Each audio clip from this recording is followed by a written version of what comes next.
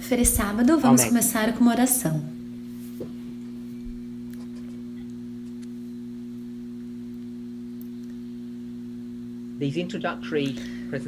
Essas apresentações de introdução, nós estamos olhando para o assunto de metodologia. Eu não sei quanto tempo nós continuaremos nesse assunto, mas assim como eu falei no começo dessa apresentação, dessa campal, estamos fazendo uma série de 3 finais de semanas consecutivos que vamos então cobrir diferentes áreas geográficas do mundo. Essa primeira a gente está fazendo no continente africano, depois na Oceania e depois na América. E eu me referi a essas 3 áreas geográficas de acordo com o fuso horário, né? Então, os 2 próximos finais de semana, eu acho que vai cobrir a maioria da parte do mundo, talvez as regiões maiores.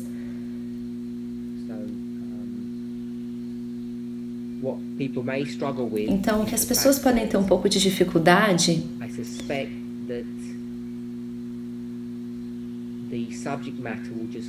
é que esse assunto vai continuar de uma campal para outra. Talvez eu faça uma recapitulação, mas creio que eu não vou fazer uma repetição e ampliação de uma campal para outra. Então, nessa campal, eu gostaria de cobrir esse material que eu preparei, e aquilo que não conseguirmos, provavelmente eu vou continuar na minha próxima série de palestras. Para aqueles que estão se questionando em que direção nós estamos tomando. Então, nós começamos a falar sobre metodologia, como você sabe. Olhamos para a hermenêutica. Mesmo que a gente não tenha focado muito no significado da palavra no dicionário, quero que a gente entenda que existe a ciência e a arte daquilo que da ordem do significado.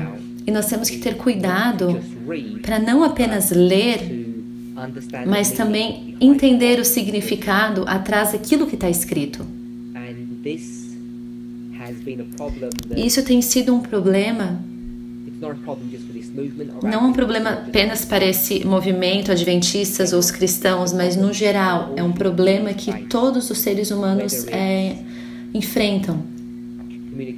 Seja através da comunicação na área escrita, verbal ou não verbal.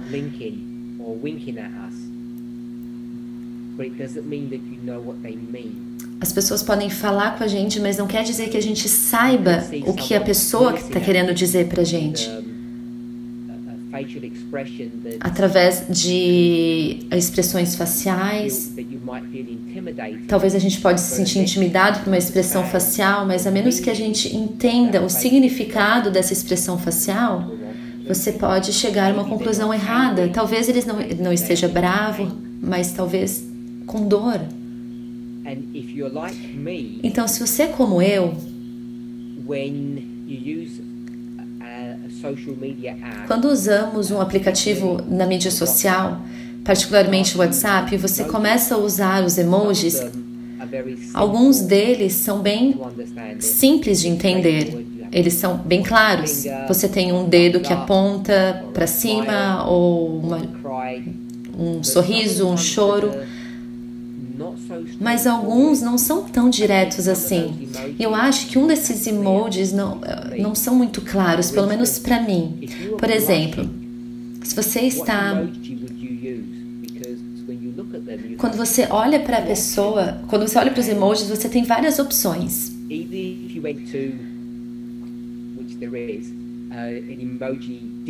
Se você vai para o dicionário de emojis, né?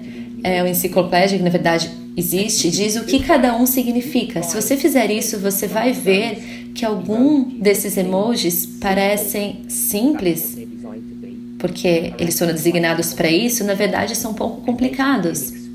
E eles podem expressar um nível de expressões do ser humano. E se você não tiver cuidado, você pode entrar em dificuldades. Se você manda para alguém um emoji, porque você pode querer dizer uma coisa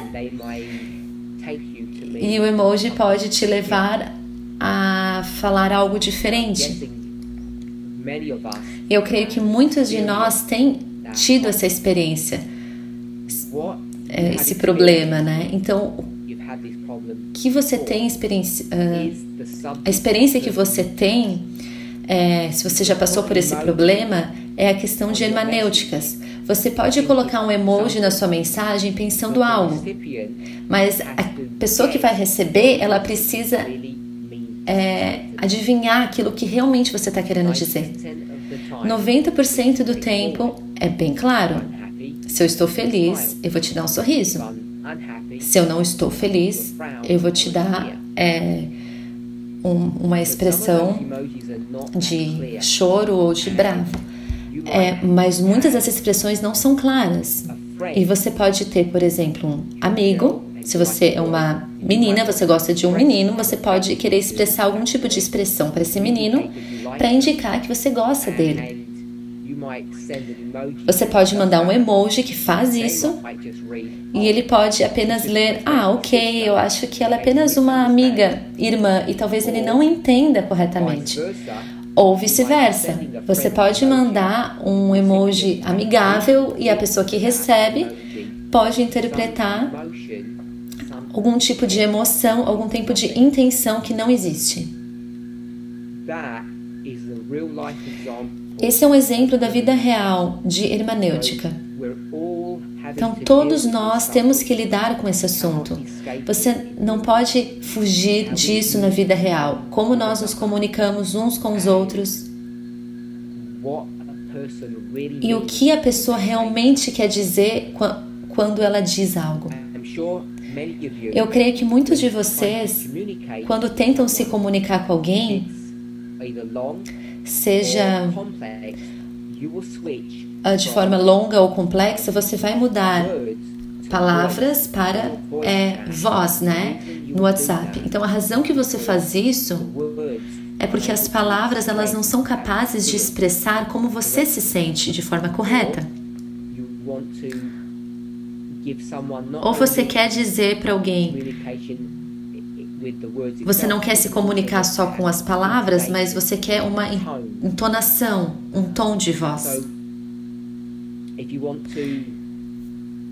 Então, se você quer se expressar mais, você vai fazer uma chamada de vídeo para que a pessoa realmente veja a sua face ao você falar com ela. Tudo isso está conectado com o assunto de hermenêutica. Então você não pode fugir desse assunto, mesmo se você tenta fazer.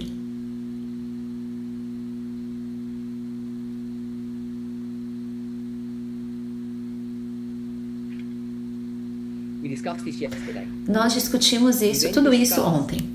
Então nós falamos sobre o problema de abordarmos o espírito de profecia. Ellen White, ela é muito amigável, familiar, confortável na sua linguagem. Não é uma linguagem técnica, é uma linguagem comum, é um estilo de escrita de conversa. E pelo motivo desse jeito que ela fala, a gente pode ficar desarmado ou não nos guiarmos corretamente de que, na verdade, nós estamos lendo um documento técnico e que a maioria de nós não aborda o espírito de profecia dessa forma. Ao longo dos anos, eu tento encorajar, incentivar este movimento, quer dizer, todos vocês, a ser mais didático, mais preciso ao analisar o espírito de profecia. Alguns exemplos seriam: quando que foi escrito aquela citação? Para quem foi escrita? Qual que é o contexto dessa citação? O que está acontecendo na igreja naquele tempo? O que está acontecendo no mundo naquele momento? Todas essas perguntas devem ser consideradas quando nós tentamos interrogar o espírito de profecia, a inspiração.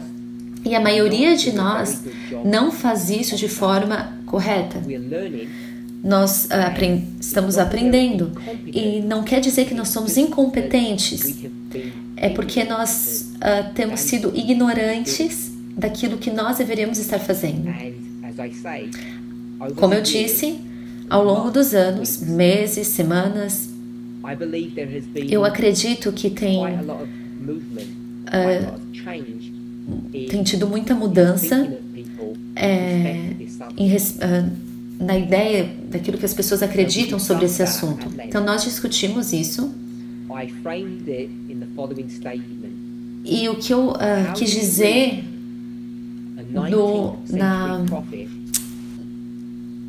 o que eu quis dizer quando eu falo que como que a gente lê uma citação do século,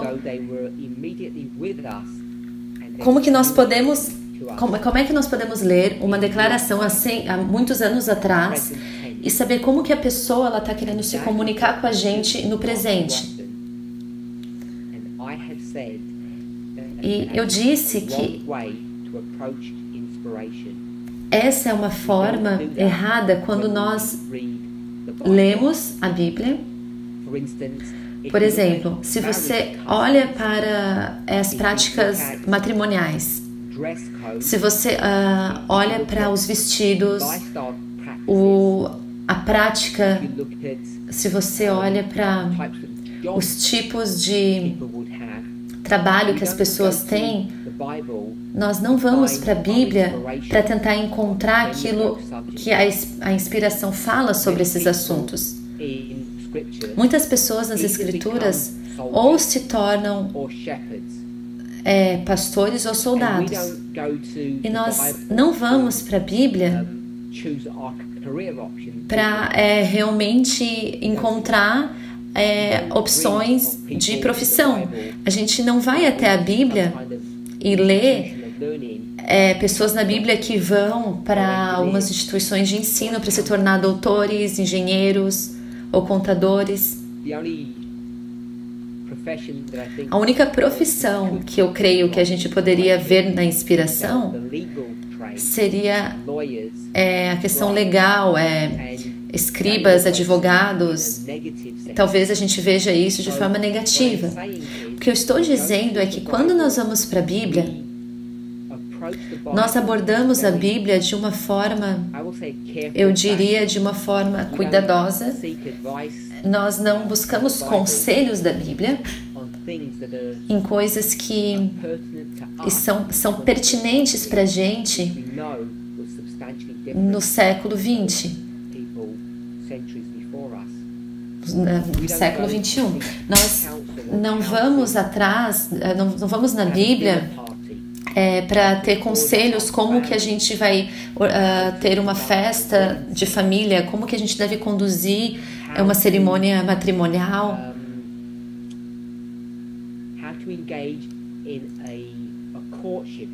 Como começar um relacionamento, um namoro. Alguns estão interessados. Nós não vamos na Bíblia para encontrar exemplos de como que deve ser feito. Nós não fazemos isso porque nós sabemos que os costumes e práticas que estão mostrados, que estão ali nas Escrituras, não se aplicam para nós agora no fim do mundo. O que nós fazemos? Nós usamos princípios, ideias.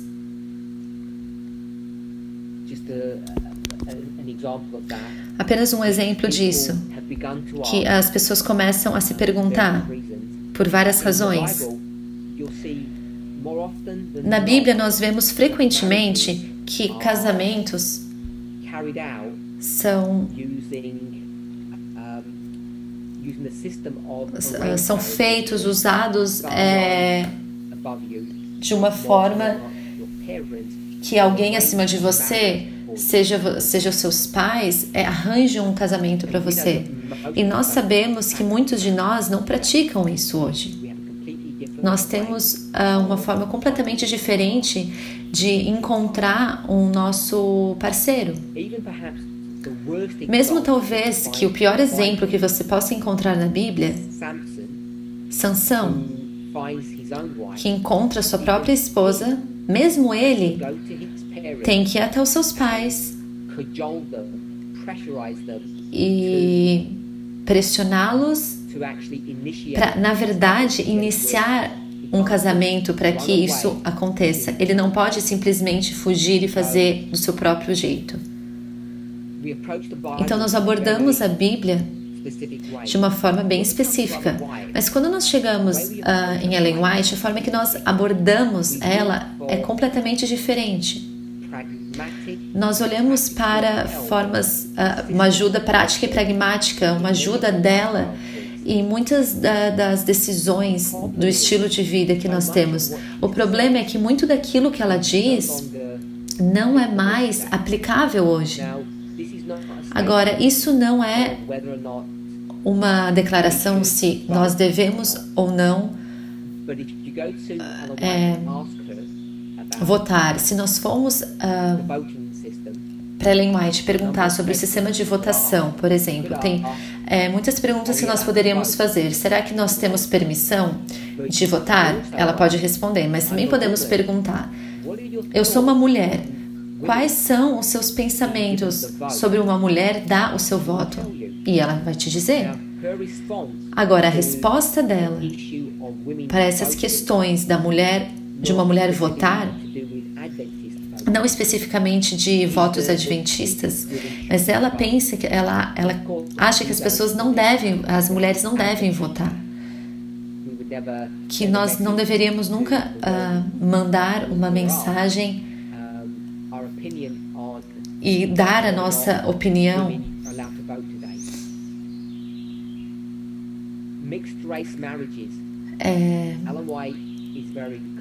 Casamentos.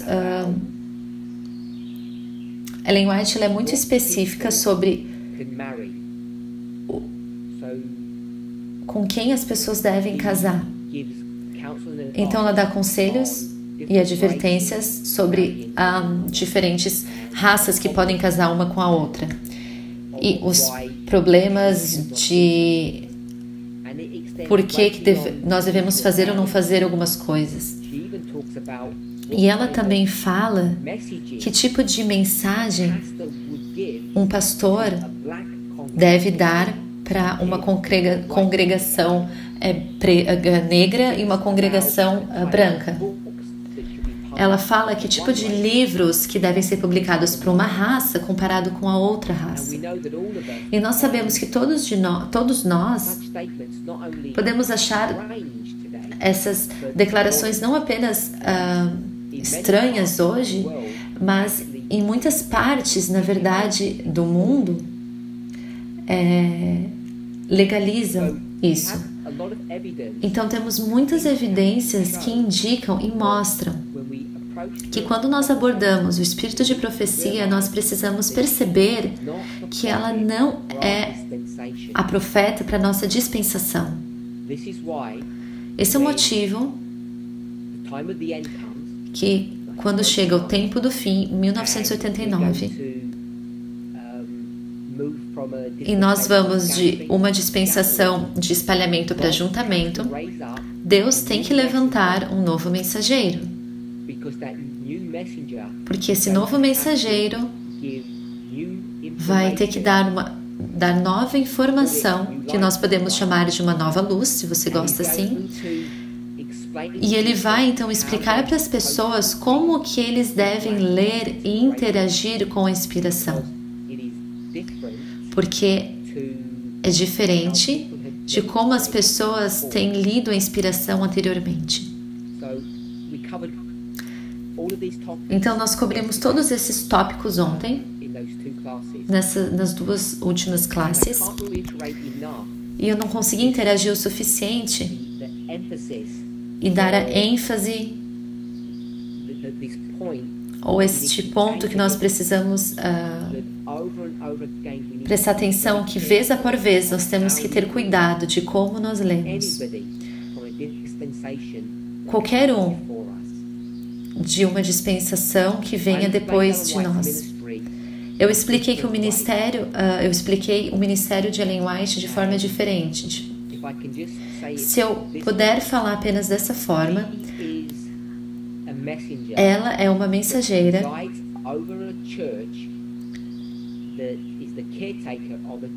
que ela é a guia da igreja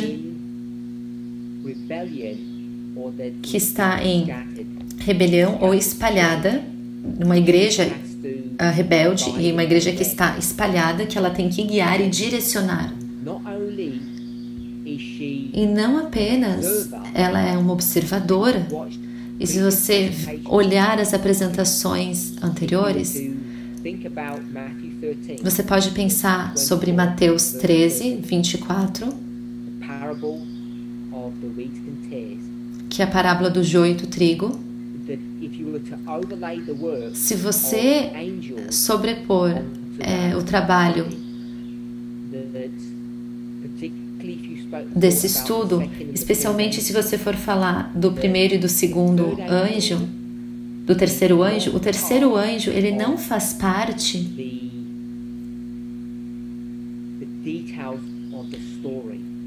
dos detalhes da história. E como eu expliquei antes, eles não são...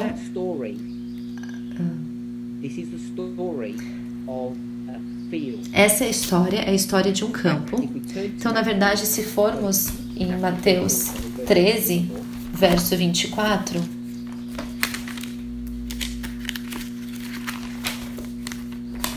Mateus 13, 24.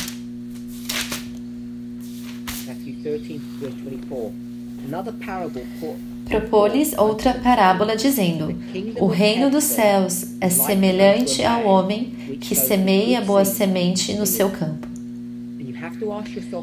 Então você tem que se perguntar, aqui diz que o reino dos céus é semelhante a algo. E como se parece o reino dos céus? É como o homem? É como a semente? Ou como o campo? Você tem uma escolha de 3. É isso que eu gostaria de propor. Esse não é um estudo novo sobre Mateus 13, 24. Eu já cobri esse assunto vez após vez nos últimos 4 anos. Mas o que eu gostaria de dizer para as pessoas é que se elas conseguirem localizar onde eu falei sobre esse assunto nos últimos anos, se alguém sabe quais foram as campanhas, as datas, pode postar, por favor, aqui na nossa sala de bate-papo. Eu gostaria de dizer que você tem aqui uma opção de 3. Será que o reino dos céus, então, é como o homem, como a semente ou como o campo?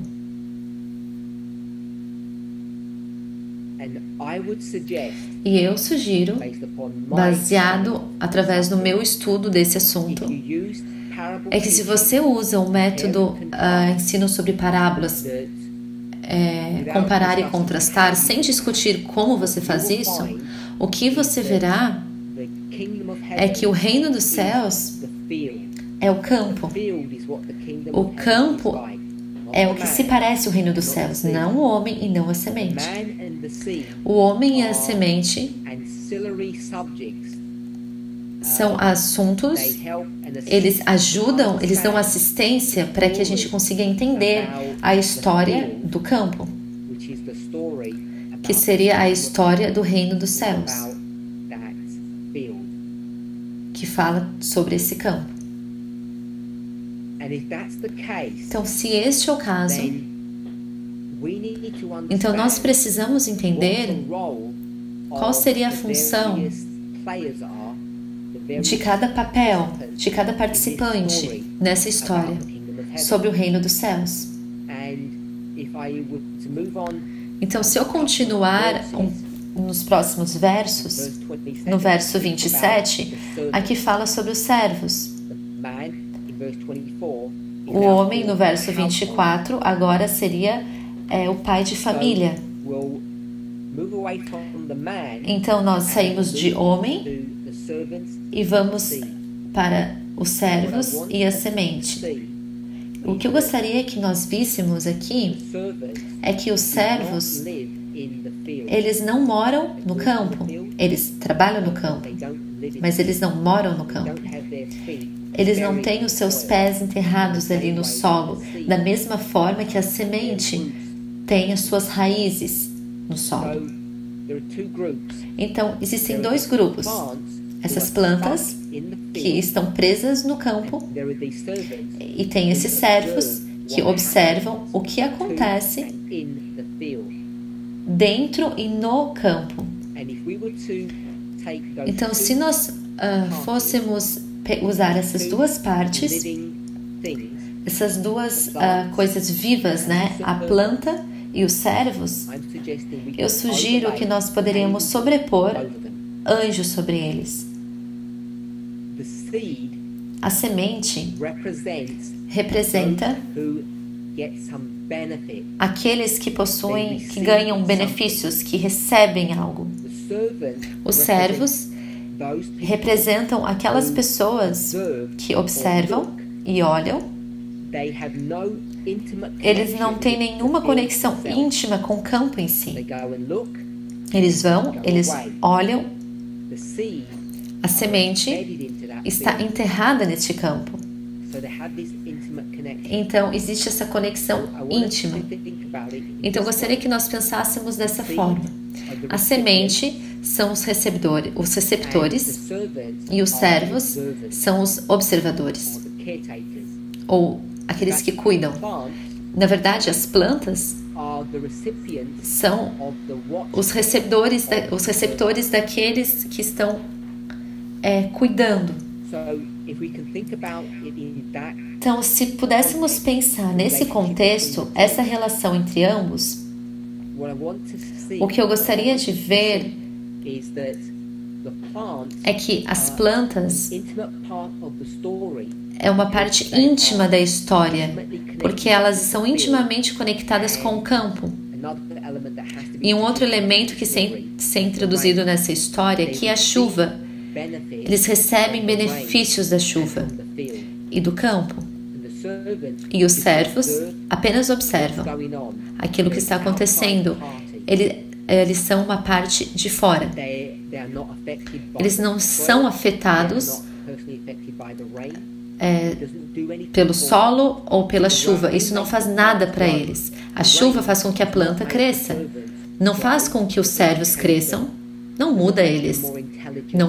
Não torna eles mais inteligentes. Não faz nada absolutamente para os servos. Mas faz tudo para a planta. Assim como o campo que a planta mora. Então, quando nós usamos esse conceito e trazemos para Ellen White, eu dei alguns exemplos.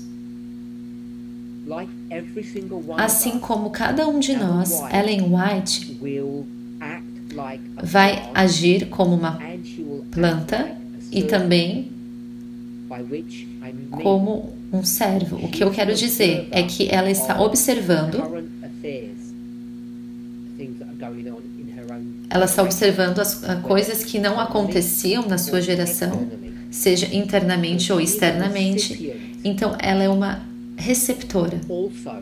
Também, não apenas uma observadora. Então, ela observa o que está acontecendo, nós entendemos isso, mas ela também, ela participa, ela faz parte de tudo o que está acontecendo. E por ser uma planta, ela pode crescer dependendo da natureza e da qualidade e quantidade de chuva e o ambiente no qual ela mora. Então, nós podemos fingir que nós acreditamos que Ellen White é uma profeta, não sei se nós estamos familiarizados com essa expressão. Essa palavra que ele falou é uma palavra que eu não sei o que significa em inglês, mas é alguém que não está envolvido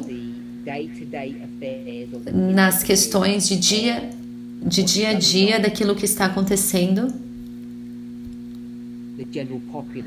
da população geral.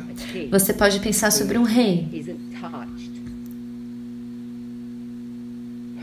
que não está ligado pessoalmente sobre a dor e os desafios que os seus súditos passam.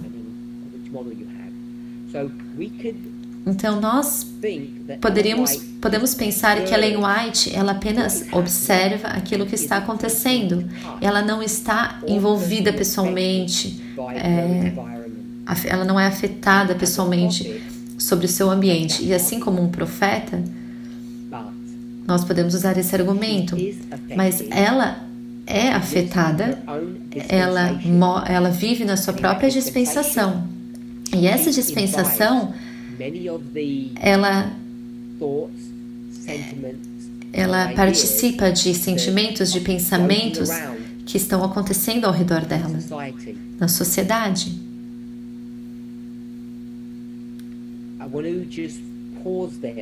Eu gostaria só de fazer uma pausa. Fique com esse pensamento, mas eu gostaria de dar uma outra referência a isso, que nós já discutimos antes, em apresentações anteriores. Então, nós falamos sobre profetas e níveis de inspiração. Eu até disse que eu ia evitar fazer isso, mas nós gostaríamos de discutir como que nós vemos a inspiração. Qual a nossa visão do que os profetas nos instruem e nos ensinam?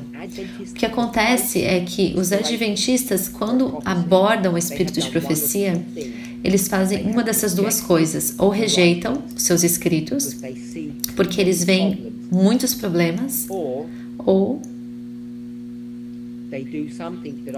eles fazem algo que eu chamo de algo conectivo. Os seus cérebros, eles ficam fechados e eles ignoram os problemas. Basicamente, eles fingem que não existe um problema quando na verdade existe. E parte daquilo que eu quero que a gente entenda, que eu creio que para muitos de nós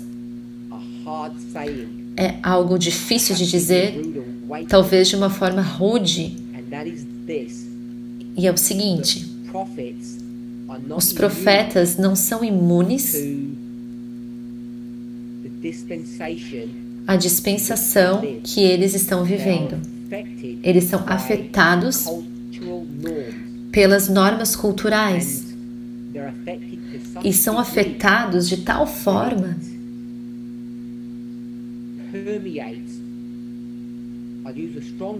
eu vou usar uma palavra forte. Eles são seus escritos acabam sendo isso acaba sendo infiltrado nos seus escritos, e isso é algo que muitos de nós não estão dispostos ainda a aceitar.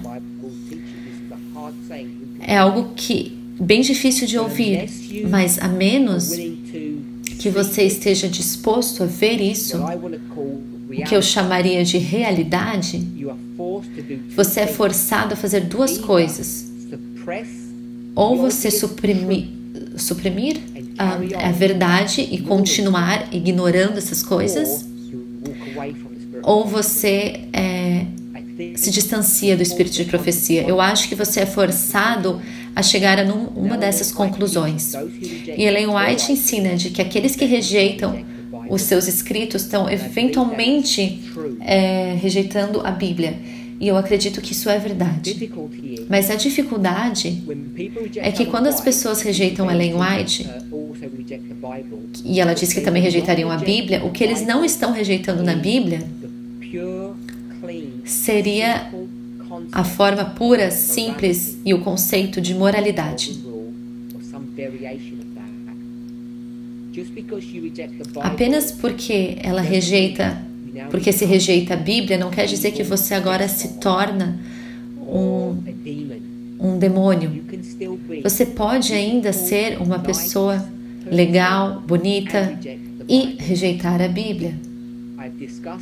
Eu já discuti isso muitas vezes já, sobre a função das Escrituras, a função de Deus no desenvolvimento de um ser humano.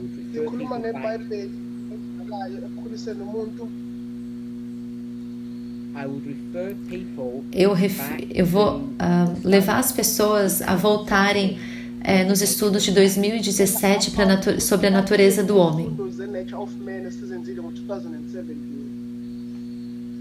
If I could ask either the Shona or the Zulu translator to make whatever technical changes, because I could hear them on my Ele está conseguindo ouvir a tradução de Zulu.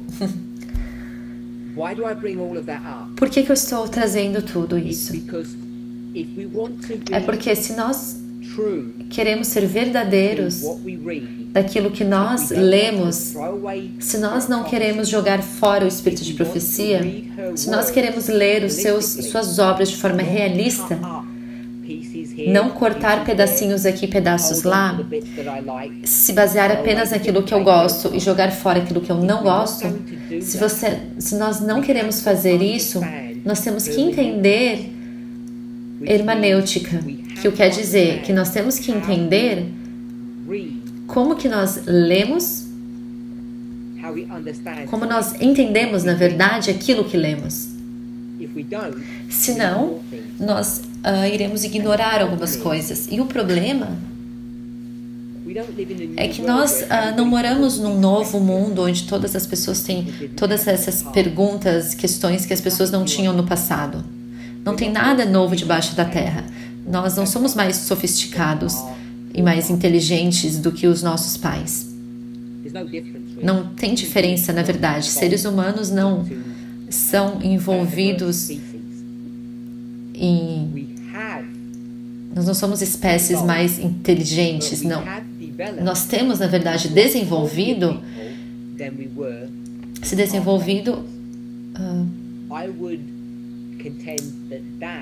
Eu perdi a palavra que ele disse. Na verdade, eu digo que eu gostaria de defender isso, que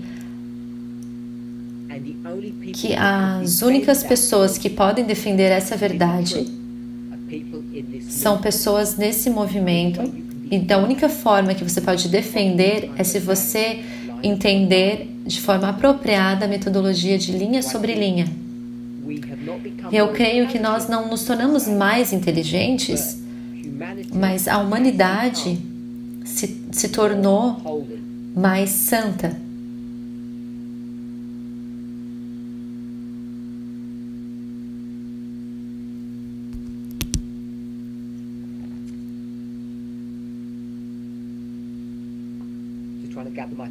Só estou tentando voltar no meu pensamento.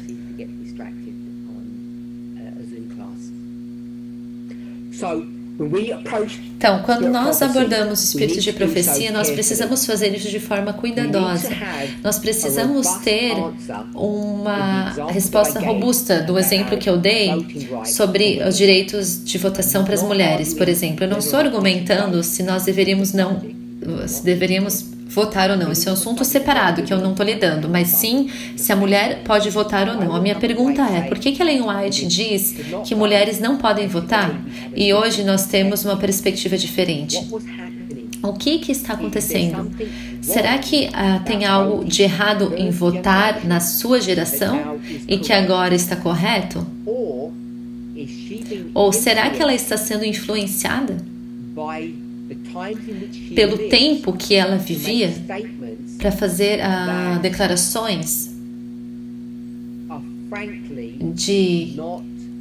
que francamente não estão precisas, que mulher, por exemplo, não poderia votar? Será que isso seria uma questão de dispensação?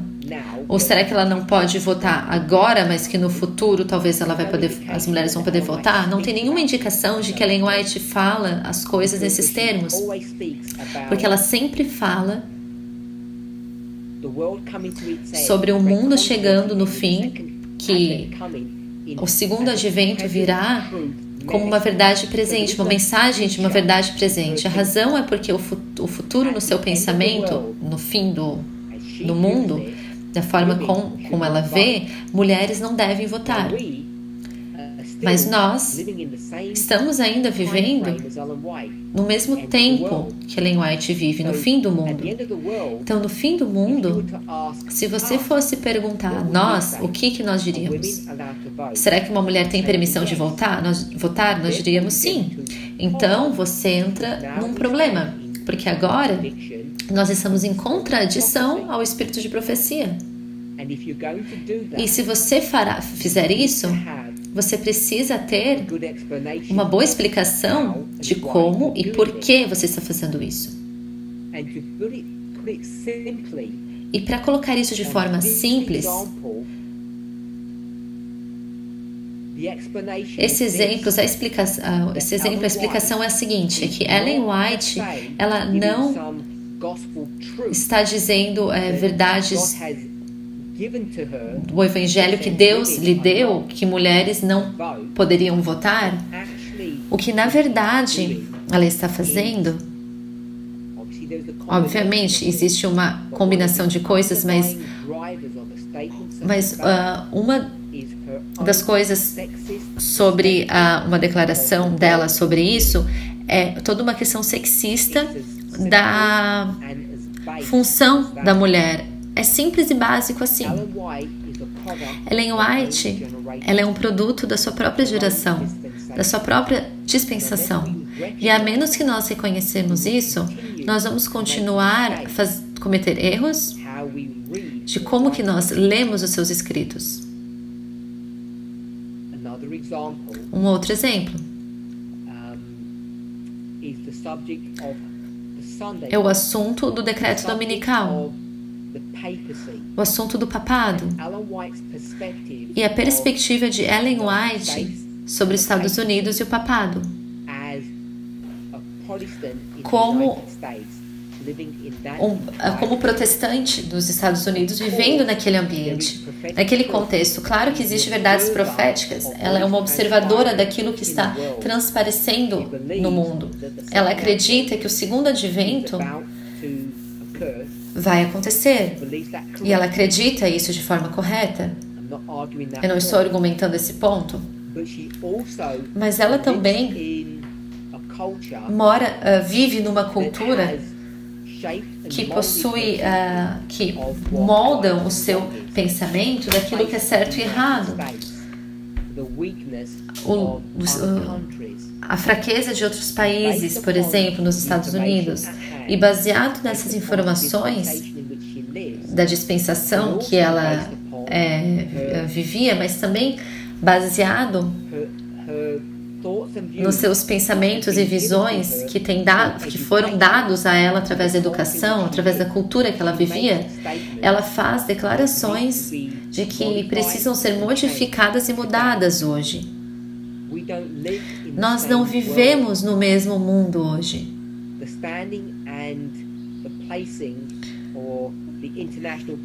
A posição, por exemplo, internacional dos Estados Unidos hoje é diferente do que era lá nos seus dias. Rússia, Índia, China. Se usarmos a palavra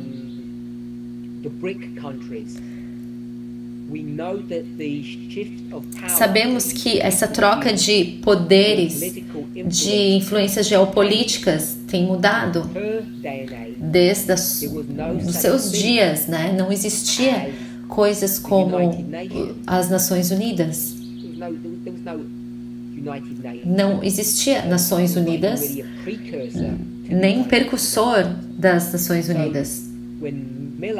Então, quando Miller foi confrontado ao desenvolver uma história do fim do mundo, e Ellen White é confrontada com essas coisas, com essas mesmas coisas, a sua perspectiva é diferente da nossa, não apenas na questão de dispensação, mas culturalmente também. Então eu não posso enfatizar esse ponto melhor. Ontem nós começamos a ver, ontem na verdade eu coloquei 3 pontos, eu gostaria de recapitular esses 3 e continuar a falar sobre algumas razões de por que nós precisamos de hermenêutica. Então, ponto 1. Mesmo que você leia algo, eu posso ler a palavra em inglês, eu posso pronunciá-las, eu posso ter um entendimento vago do que essas palavras significam, eu posso ir até um dicionário se eu quiser, se não estiver certo, mas apenas ler não necessariamente diz que eu entendo o significado dessa declaração. Agora, se isso se parece vago para você, se eu dissesse bem-aventurado seja o pobre de espírito, se você colocar, se você pensar nessa frase, ok, você poderia dizer que você tem uma boa ideia do que isso significa, mas um ponto simples de que eu tenho compartilhado inúmeras vezes é que quando Jesus, em Mateus 5, eu acho que é Mateus 5:22,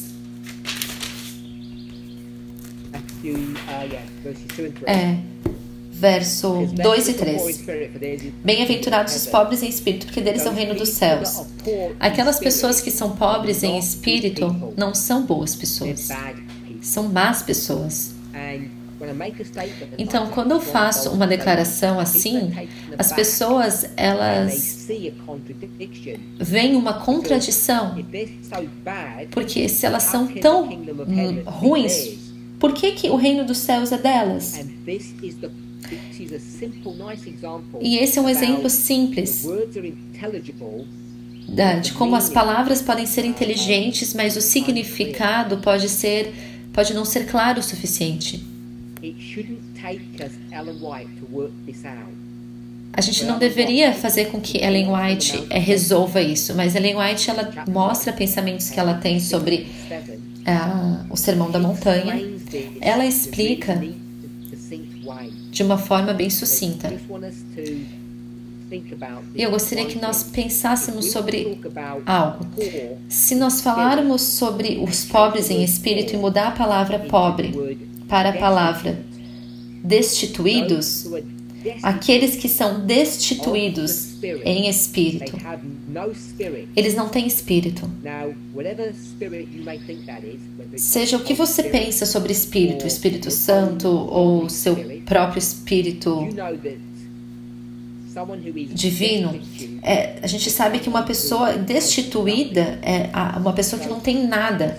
Então, como que alguém que não tem espírito, seja o Espírito Santo ou o seu próprio bom espírito, seria um candidato para o céu? Quando você pensa sobre isso, quando você usa princípios de hermenêutica, começa a se tornar claro de ver o que está se referindo aqui. Esse é um bom verso, porque fala sobre não apenas a realidade da situação da pessoa, mas sobre o potencial de uma pessoa, do futuro de uma pessoa. Vou refrasear. Isso não é sobre a experiência presente da pessoa sobre o seu futuro, mas sim é uma declaração do potencial dessa pessoa ter um bom fim. Jesus encontrava pessoas que estavam mortas no pecado, e Jesus oferecia a essas pessoas a possibilidade de sair da sua experiência pobre para uma experiência rica. Agora, assim como eu disse, isso não é um estudo sobre atitudes, mas Ellen White, ela faz um bom trabalho sobre seus pensamentos de introdução no livro Sermão da Montanha. Eu gostaria que nós víssemos quão fácil é de não apenas entender o significado das citações através desse exemplo simples. Esse é o ponto 1. E só um outro ponto. Tem uma frase clichê que agora está acontecendo no movimento, que é usada como um bloqueio para nos confrontar. Seria uma leitura simples ou um assim diz o Senhor. Uma leitura simples ou um assim diz o Senhor. Tudo isso,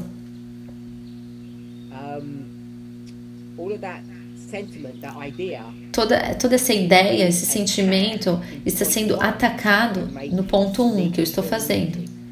A necessidade de hermenêuticas, que não existe algo sobre uma leitura simples de uma leitura da palavra de Deus e um assim diz o Senhor da forma que as pessoas estão mostrando.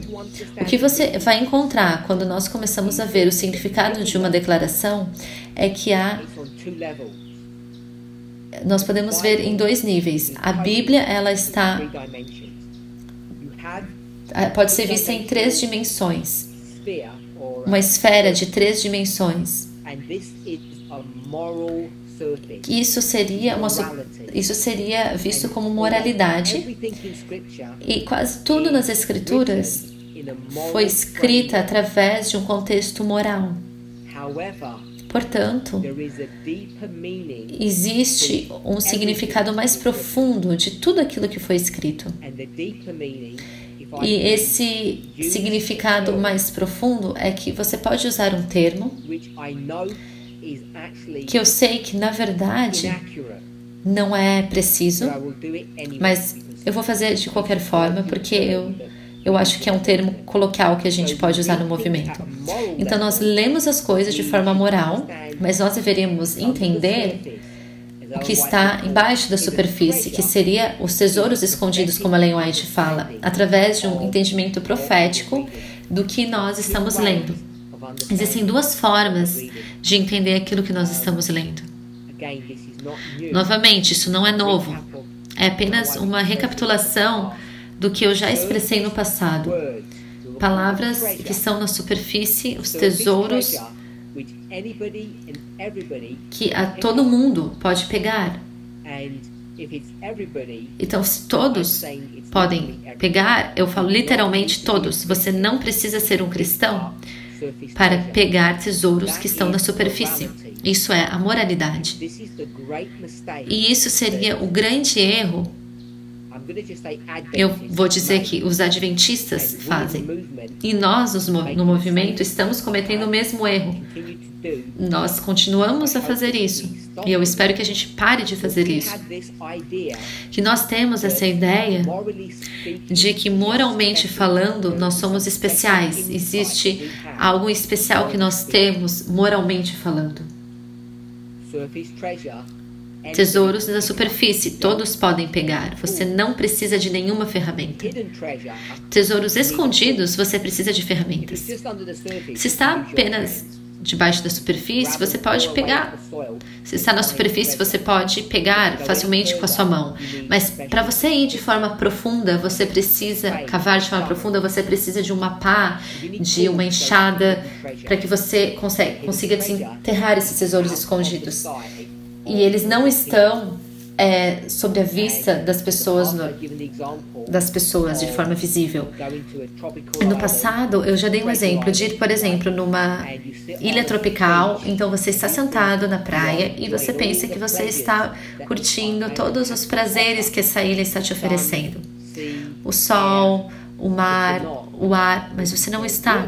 O que você não percebe é que bem embaixo de você está uma caixa de tesouros que foi escondido por piratas em eras anteriores. O que você pode pensar que onde você está, você deveria estar desfrutando, que você deveria desfrutar desses tesouros, não apenas sentar na praia e pegar um sol, mas desfrutar desses tesouros. Essa é a forma que nós deveríamos abordar as Escrituras.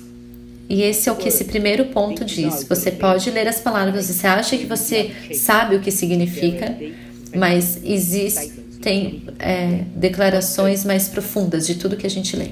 Ponto 2. Aquilo que está ali no quadro. Algumas pessoas, elas cometem esse erro. Quando você vê duas partes aqui, e essas duas partes se tornam uma inteira.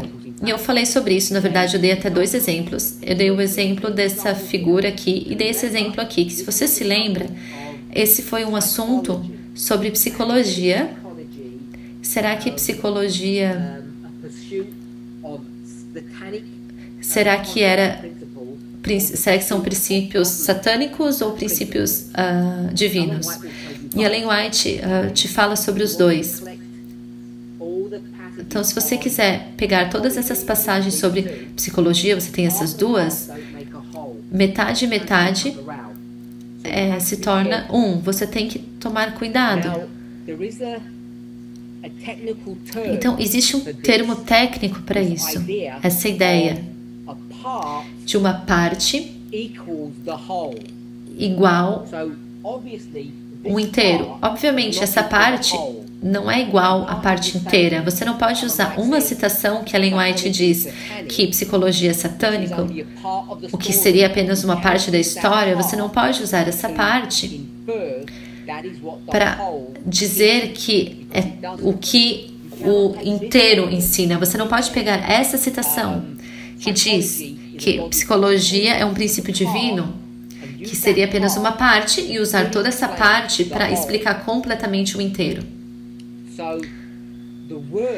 Então, a palavra que descreve esse princípio, eu vou escrever aqui para você. Eu diria a palavra, vou falar a palavra primeiro.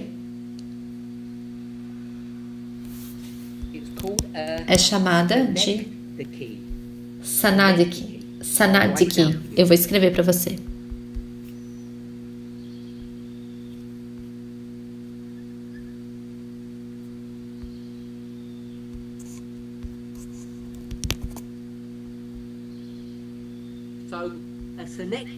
Então, um Sinaitichy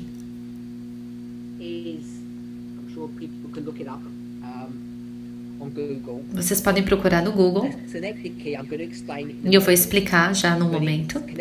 Está conectado com esse conceito de uma parte explicando o inteiro. Está conectado com uma outra palavra que seria metônime. Então tem Senedici e metônime. Metônime e Senedici. Espero que vocês consigam ver essas duas palavras. Então um Sinaitichy é uma parte de monotony. Metônime. Então, se isso aqui fosse metônime, um Sinaitichy seria uma parte. Um Sinaitichy faz parte, é uma parte de metônime. São duas palavras gregas. E metônime significa mudança de nome. Então você tem um nome e você vai mudar o nome.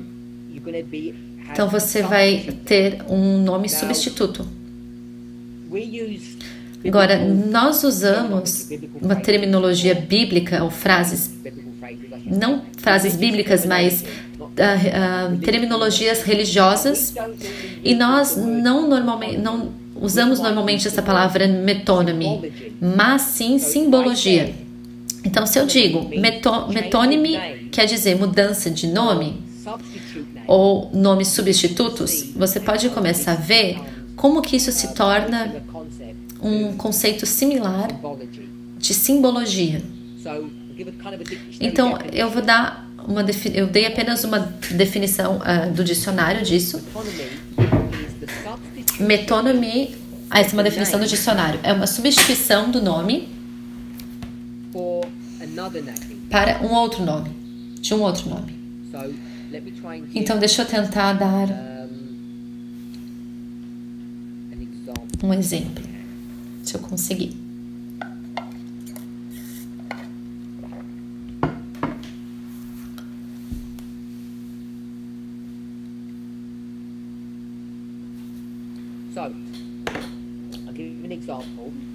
Então, eu vou dar um outro exemplo. Eu creio que mesmo que a gente tenha, por causa desse assunto, eu estou tentando usar uma palavra que todos estejam familiarizados. Se eu falar a palavra pentágono, eu acho que é isso que ele quer dizer. Isso, pentágono.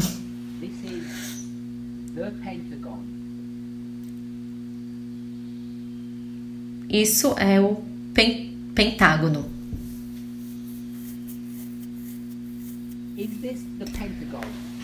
Isso é um pentágono? Não, não é.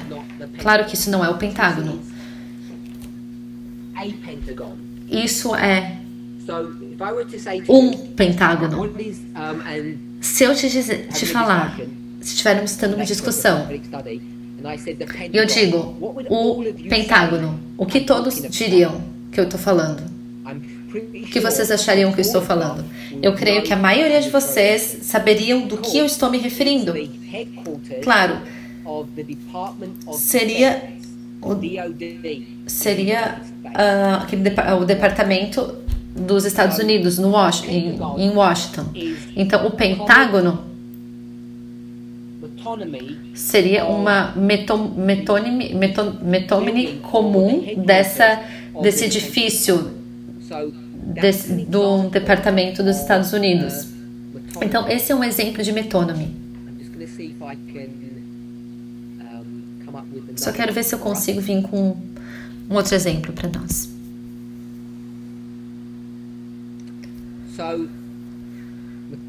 Então, metônime significa, na palavra grega, uma mudança de nome.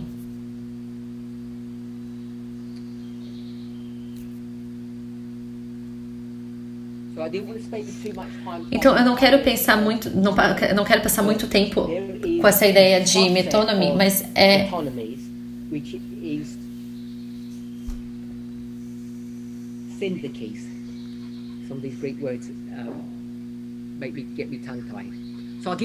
então, eu vou dar um outro exemplo de metônime.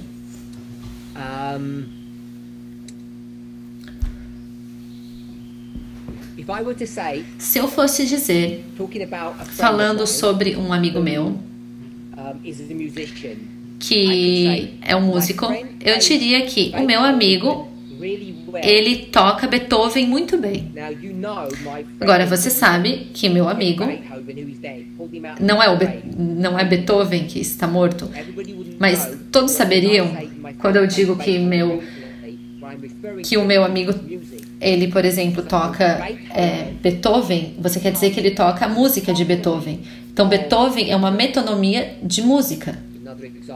Um outro exemplo. Eu gosto de ler.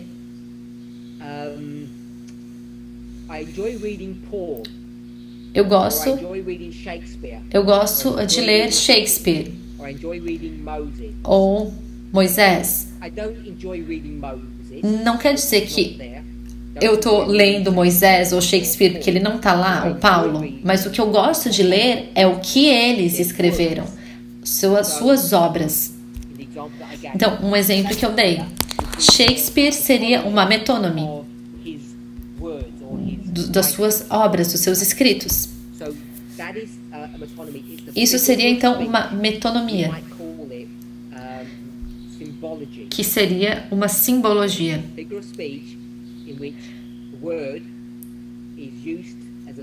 A palavra ela é usada como substituto para uma outra palavra.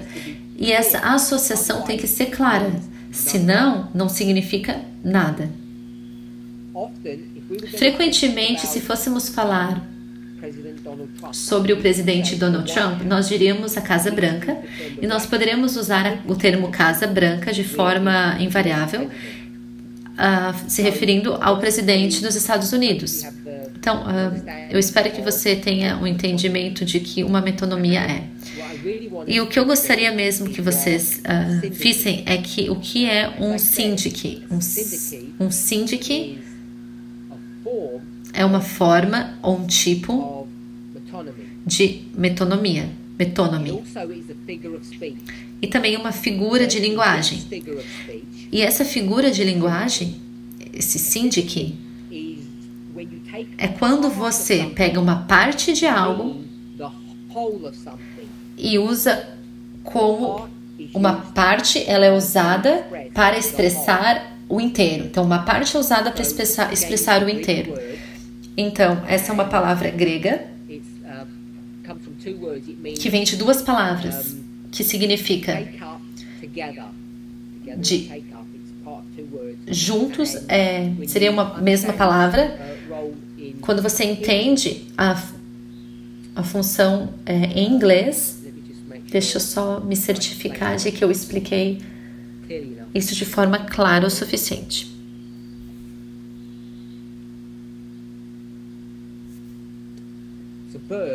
Então, é um verbo de tirar ou receber de um outro.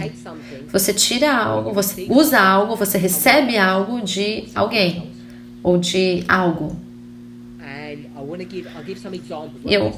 Eu vou dar alguns exemplos.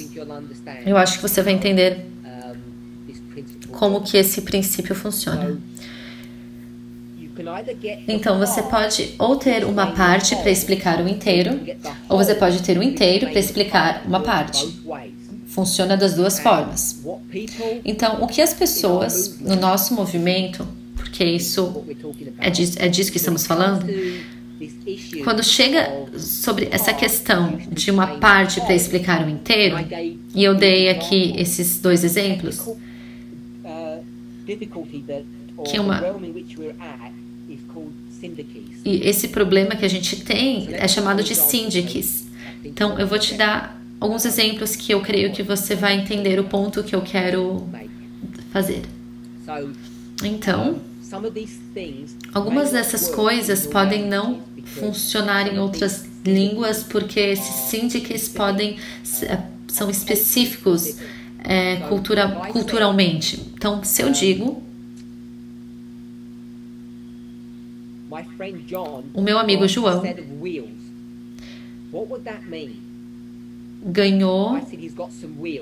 ele ganhou algumas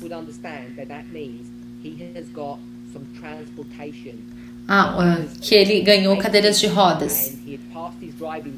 Desculpa, ele é uma expressão em inglês, tá difícil falar, mas é que agora ele usa rodas, na verdade. Então quer dizer que agora ele já tem 18 anos e ele tem um novo carro. Então, na verdade, as rodas é uma parte do carro. Então, essa parte vai explicar o inteiro. Eu não vou dizer o carro inteiro, mas só as rodas, que agora o meu amigo está sobre rodas. Você pode fazer da outra forma também.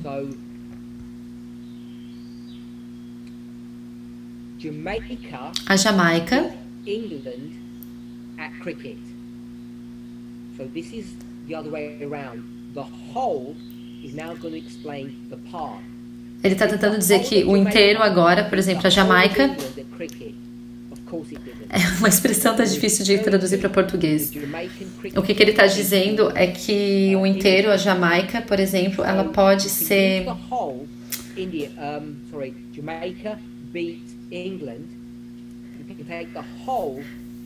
Está falando sobre a Jamaica e a Inglaterra. Você pode usar o inteiro para explicar uma parte. Eu não consegui entender o que ele quis dizer. É algo que eu não usaria. Um outro exemplo que eu não uso, mas as pessoas usam. O que significa que você pode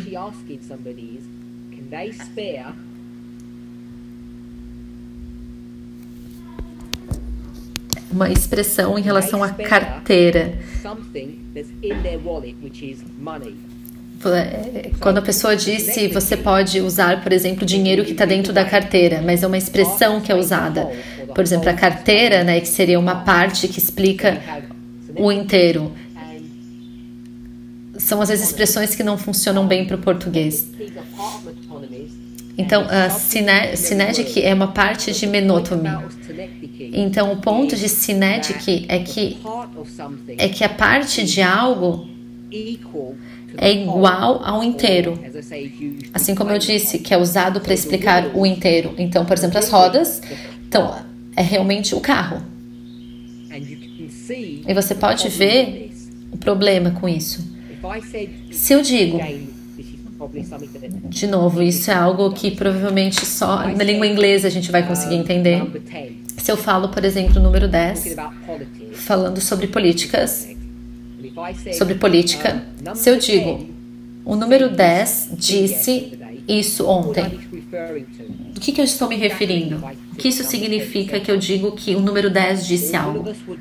Todos nós saberíamos que eu estou falando sobre o ministro das Nações Unidas, do Reino Unido, que ele seria o número 10. Então, eu não precisaria dizer o nome dele, porque nós aqui sabemos que é o número 10. Então, eu diria que, quando eu falo número 10, todos sabem sobre quem eu estou falando, que é esse Johnson. Esses são exemplos de synecdoches.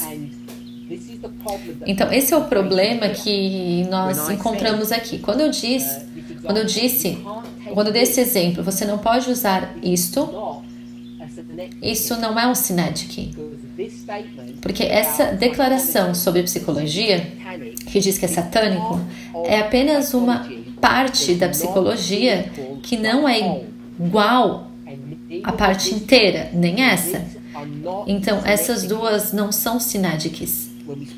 Quando nós falamos ontem, eu não dei termos gramaticais, mas eu usei essa frase para que a gente pudesse ver o princípio hoje de que uma ferramenta linguística, né, da gramática, de que você pode procurar e realmente ver esse princípio que nós estamos usando no nosso movimento, que seriam sistemas e métodos próprios, não são coisas que a gente inventa, que são específicos para esse movimento. Nós estamos cometendo erros, na verdade, em vários níveis na nossa abordagem da nossa mensagem profética. Nós temos que ser extremamente cuidadosos, porque as pessoas fazem isso de forma ignorante. E frequentemente, eu não estou dizendo de forma maliciosa.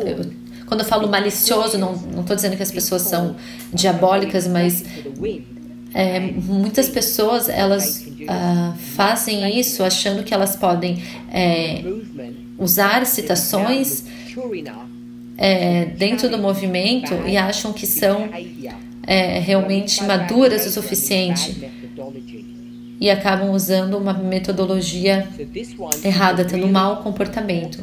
Então, esse é um ponto bem importante, que as pessoas continuam cometendo erros sobre erros.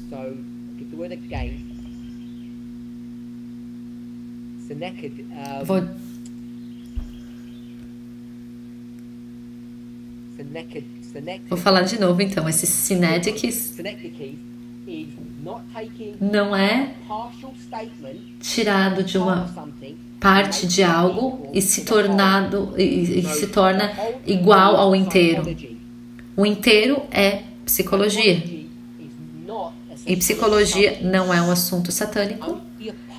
Apenas uma parte da psicologia é satânica. E essa parte não é igual ao inteiro. Isso não é um Synecdoche. E muitos de nós estão usando declarações dessa forma. E essa aqui, por exemplo, psicologia é algo divino, algo de Deus. Isso não é um Synecdoche, isso é apenas uma parte de uma informação. Não é a explicação inteira do que é psicologia. E o terceiro ponto que nós mencionamos ao encerrarmos agora são palavras que envolvem o significado. Eu dei 2 exemplos no tempo de Ellen White sobre o século XIX e século XX. Eu não vou comentar muito sobre a questão de gay. Quando eu falo palavra boa, isso é uma forma boa de se fazer algo. Seria, por exemplo, essa palavra é usada em relação à educação dos nossos filhos, por exemplo. Se Ellen White fala que o trabalho mais legal, trabalho melhor seria a educação. Isso seria que ela diz que esse é o trabalho mais difícil de se fazer. Não quer dizer que é o mais gostoso, o mais fácil, mas seria o melhor trabalho, né? A gente não vai entender se a gente não entender direito o que a palavra quer dizer. Então, quando a gente fala, por exemplo, porta fechada, a definição de Ellen White muda aqui quando ela entende futuramente o que isso significa. Então, isso é muito importante, porque ela não pediu, por exemplo, perdão, ou disse, me desculpa pelo o erro que eu cometi, mas o que ela fez é mudar essa definição e continuar. Particularmente, essa questão mostra como as pessoas, elas desafiavam ela e diziam que ela ensinou erro aqui, e colocava esses argumentos de lado e dizia que essa definição própria, na verdade, o seu pensamento envolve esse assunto em outros assuntos também, que é comum para uma pessoa ter uma posição, e eu gostaria de lembrá-los do que eu disse antes, como os profetas são influenciados pelo próprio ambiente que eles vivem. E esse é um exemplo disso. Não quer dizer que Deus mudou sua ideia durante esses anos aqui. Que isso agora, que Porta Fechada diz, quer dizer isso em 1844 e agora isso em 1852. Na verdade, o que muda é que houve uma porta fechada, mas seja o que essa porta fechada quer dizer em 1844, ela quer dizer a mesma coisa em 1852 e quer dizer a mesma coisa hoje. Através da perspectiva de Deus, da visão do que estava acontecendo. Então, o pensamento de Ellen White sobre esse assunto muda. Mesmo como uma profeta, ela cresce em entendimento, ela muda o seu entendimento. E se nós não estivermos dispostos a ver e a aceitar isso, nós vamos cair em muitos pontos ao investigarmos os seus escritos e tentarmos entender o que ela está tentando nos dizer. A gente precisa encerrar agora. Eu gostaria de te agradecer por toda a participação nesse estudo e nos encontraremos mais tarde, no período da tarde. Vamos orar?